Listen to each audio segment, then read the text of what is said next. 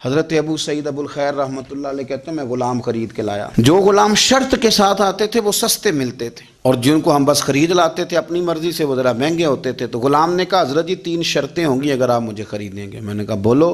کہنے لگا پہلی شرط یہ ہے کہ میں سارا وقت آپ کی بات مانوں گا، پر اذان ہوگی تو پھر میں کسی کی بھی نہیں سنوں گا، پر میں جانوں میرا رب جانے.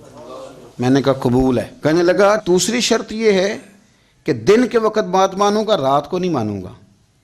میں نے کہا یہ آرام کرنے کا عادی ہوگا، نیند زیادہ آتی ہوگی، بعض لوگ زیادہ سوتے ہیں. میں نے کہا ٹھیک ہے. اس نے تیسری شرط یہ کہی کہ بہت سارے جگہوں پہ لوگوں کے زیادہ غلام ہوتے ہیں تو ایک کمرے میں 5-5 6-6 لوگ رہتے ہیں. میں کمرہ علیحدہ لوں گا اکیلا، ٹوٹا پھوٹا دے دیں، پرانا دے دیں، کسی حویلی کے پچھواڑے دے دیں، پر کمرہ میں الگ لوں گا. کہتے میں نے کہا یار یہ بھی قبول ہے. میں اسے گھر لے آیا. میرے دل میں تھوڑا تھوڑا کھٹکا تھا کہ یہ کہتا ہے میں وقت پر نماز کے لیے جاؤں گا، کہیں کام چوری نہ کرے، لیکن فرماتے ہیں یہ تو کام دوسروں سے زیادہ کرتا تھا اور توجہ سے کرتا تھا اور ذوق سے کرتا تھا. 2 دنوں کا کام 1 دن میں کر جاتا. فرماتے ہیں ایک رات کسی مجبوری کے لیے مجھے کوئی پیغام آ گیا، کہیں جانا تھا. میں اور میری اہلیہ اٹھے، حویلی کے پیچھے ایک پرانے کمرے میں وہ رہتا تھا.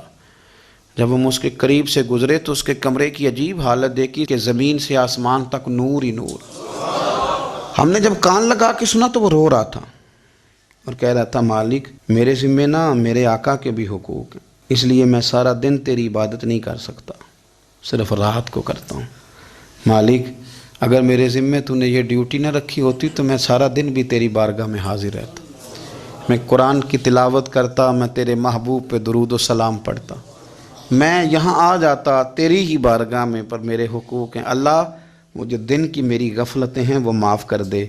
حضرت فرماتے ہیں بڑا ذوق بڑا شوق، ہم نے جہاں جانا تھا گئے نہیں، واپس آ گئے. رات ہم نے اس کو مداخلت کرنا اور تکلیف دینا مناسب نہ جانا. صبح کی نماز کے بعد میں نے طلب کیا اور میں نے اسے بلا کر کے کہا کہ میاں تو آج کے بعد آزاد ہے، ہماری کوئی ذمہ داری تیرے اوپر نہیں، تو سارا دن قرآن شریف پڑھ، درود پاک پڑھ، اپنی مرضی سے چل. کہنے لگا کیوں؟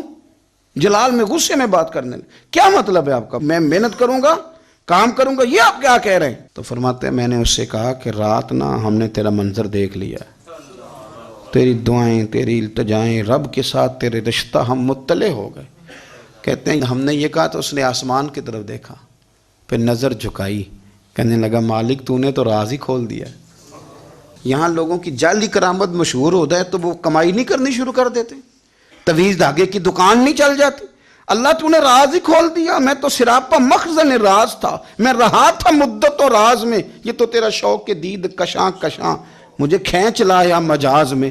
تو نے یہ کیا عجب کیا، مجھ کو بھی فاش کر دیا، میں ہی تو ایک راز تھا سینہ کائنات میں، مالک میرا بھی راز کھول دیا. اور پھر کہنے لگا اللہ یوں نہ کر، تیرے میرے پردے ہیں، ان پردوں کو نہ کھول. یہ لفظ کہے زمین پہ لیٹا، کلمہ پڑا، روح ہی پرواز کر گئی. عرش فرشتے بانگا ملیاں، مکے پہ گیا شور. بلے شاہ اسا نہیں ہوں مرنا، اے تے مر گیا ہی کوئی ہور، اسا نہیں ہوں مرنا تے مر گیا ہی کوئی ہور.